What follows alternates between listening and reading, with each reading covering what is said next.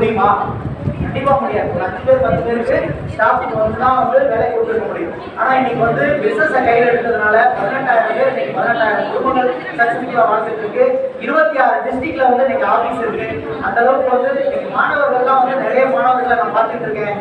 எவ்வளவு மாணவர்கள்லாம் நீங்க வந்து பாத்தீங்கன்னா காலேஜ் ஃபீஸ் ஹாஸ்டல் ஃபீஸ் மட்டும் பேரண்ட்ஸ் கட்டுறாங்க. பேரண்ட்ஸை வந்து நம்ம பெரிய லெவலில் அவங்க கஷ்டத்தை கொடுக்கக்கூடாதுன்னு சொல்லிட்டு இன்னைக்கு மாணவர்கள்லாம் வந்து பார்ட் டைமா ஒரு பிசினஸ் பண்ணி கூட படிச்சுக்கிட்டே என்னால சம்பாதிக்க முடியும், வருமானத்தை உருவாக்க முடியும் அப்படின்னு சொல்லி எத்தனையோ இளைஞர்களை நான் பார்த்துருக்கேன். எவ்வளவு பேர் இன்னைக்கு வந்து பிசினஸ் பண்ணிக்கிட்டு இருக்காங்க.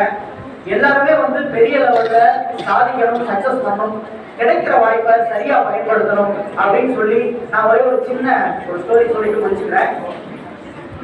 என்ன அப்படின்னு பாத்தீங்கன்னா, ஒரு ஸ்டூடெண்ட் பணம் சம்பாதிக்கணும், நம்ம ஃபேமிலியை நல்லா சக்சஸ்ஃபுல்லா பார்த்துக்கணும் அப்படின்னு சொல்லிட்டு ஒரு ஏழை குடும்பத்துல பிறந்தவன் நல்லா படிச்சுட்டு ஒரு கனவோட வாழ்ந்துட்டு இருக்கான். அப்போ அவன் படிச்சு முடிச்ச உடனே வேலை தேடுறான், நிறைய இன்டர்வியூ அட்டன் பண்றான். அவனுக்கான வேலை கிடைக்கவே இல்லை. அப்படிப்பட்ட ஒரு சூழ்நிலையில அவன் வந்து பாத்தீங்கன்னா ஃபேமிலியோட சிச்சுவேஷன் வந்து வேலை செஞ்சே ஆகணும் அப்படின்ற ஒரு கட்டாயத்துல இருக்கிறதுனால அவன் குடும்ப சூழ்நிலை காரணமா அவன் வந்து வேலைக்காக தேடிக்கிட்டு இருக்கான். அவன் வந்து அவனோட ஃப்ரெண்ட் என்ன சொல்றான், கிடைச்ச வேலை ஒரே ஒரு வேலை இருக்கு, வேணா வந்து செய்ய அப்படின்னு சொல்லி சொல்றான். அப்போ வந்து பெட்ரோல் போடுற வேலை அப்படின்னு சொல்லி சொன்னா, பரவாயில்ல என்னோட ஃபேமிலி சிச்சுவேஷன் நான் செய்யறேன் அப்படின்னு சொல்லிட்டு செய்யும் போது அந்த வேலை பார்த்துட்டே இருக்கான்.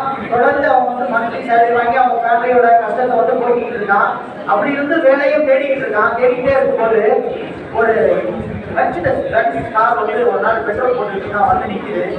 அந்த காரை வந்து ரொம்ப அப்படியே ஏக்கத்தோட கனவோட பார்த்துக்கிட்டு இருக்கான். அப்போ அந்த காரை அவன் பார்த்துட்டே இருக்கும்போது அந்த கார் ஓனர் வந்து என்ன இப்படி வரைச்சு பார்த்துட்டு இருக்கே அப்படின்னு சொல்லி அந்த பையனை கூப்பிட்டு கேட்கிறாரு. அப்போ வந்து அந்த பையன் சொல்றான், நான் பிசினஸ்ல பெரிய லெவல்ல வரணும், நல்ல வேலை கிடைக்கணும், நானும் வாழ்க்கையில பெரிய லெவல்ல அச்சீவ் பண்ணணும், இந்த மாதிரி கார்லாம் வாங்கணும்னு எனக்கு கனவு இருக்கு அப்படின்னு சொல்லி சொன்ன உடனே அந்த பையனோட கனவை அவர் வந்து பரவாயில்ல, இந்த வயசுல வந்து இப்படிப்பட்ட ஒரு கனவு உனக்கு இருக்கு, அப்ரிஷியேட் பண்றேன் அப்படின்னு சொல்லிட்டு நீ வந்து வேலை முடிச்சு போகும்போது ஃப்ரீயா இருக்கும்போது என்னை வந்து பாருன்னு சொல்லி ஒரு கார்டை கையில கொடுக்குறாரு. கொடுத்துட்டு அவர் போயிடுறாரு. போன உடனே அன்னைக்கு ஃபுல்லா அவனுக்கு வந்து வேலை ஓடவே இல்லை.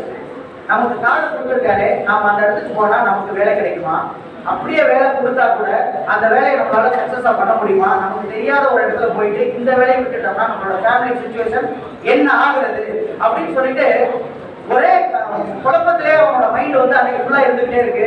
கடைசியா அவனுக்கு ஜெயிச்சது வந்து வீட்டோட வறுமை மட்டும்தான். அப்ப என்ன பண்ணிட்டான், அந்த காரை எடுத்து கொண்டு போய் ஒரு டஸ்ட்பின்ல போட்டு போயிட்டான். 3 வருஷம் போகுது, ஒரு 5 வருஷம் போகுது, இவன் வந்து அதே பெட்ரோல் பங்க்ல வேலை பார்த்துக்கிட்டே இருக்கான். 5 வருஷம் கழிச்சு அதே மாதிரி மெர்சிடஸ் பென்ஸ் வந்து ஒரு கார் வந்து நிக்குது ப்ளூ கலர்ல. அதை வந்து வெறிக்க பாக்குறான், ஏக்கத்தோட பாக்குறான், ஆசையோட பாக்குறான். அப்படி பார்த்துக்கிட்டே இருக்கும்போது அந்த காரோட ஓனரும் அவனை கூப்பிடுறாரு. என்னப்பா அப்படின்னு. இல்லை, எனக்கு ஆசை, எனக்கு கனவு இது மாதிரி கார் வாங்கணும் அப்படின்னு சொல்லிட்டு.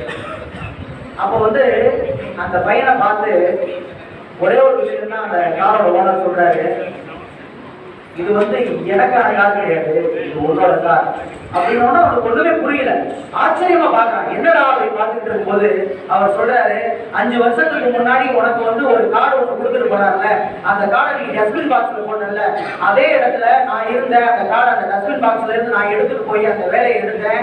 எனக்கான சந்தர்ப்பத்தை நான் சரியா பயன்படுத்தினேன், விடாமுயற்சியோட நான் வேலை பார்த்தேன்.